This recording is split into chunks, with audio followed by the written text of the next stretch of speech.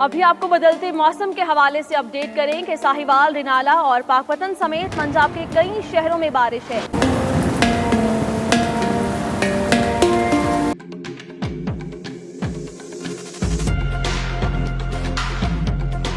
महकमे मौसमियात के मुताबिक इस्लामाबाद, हजारा, कोहिस्तान, गिलगित बल्तिस्तान में आज बारिश का इम्कान है, जबकि मुल्तान, बहावलपुर, सक्खर, लाड़काना और नवाबशाह में भी बारिश की पेशगोई की गई।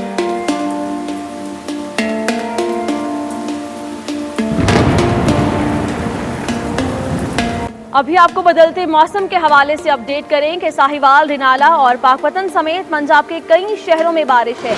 महकमे मौसमियात के मुताबिक इस्लामाबाद, हजारा, कोहिस्तान, गिलगित बल्तिस्तान में आज बारिश का इम्कान है, जबकि मुल्तान, बहावलपुर, सक्खर, लाड़काना और नवाबशाह में भी बारिश की पेशगोई की गई। मजीद आपको बताएं कि बलूचिस्तान में आज मूसलाधार बारिश और नदी नालों में तूफ़ानी का खतरा है। कोयटा, योब, सिद्दीक, कलात, मकरान, नसीराबाद डिवीजन में अलर्ट जारी कर दिया गया है, जबकि उधर डीजी खान, बन्नू और डीआई खान में भी गरज चमक के साथ बारिश का इम्कान जाहिर किया गया।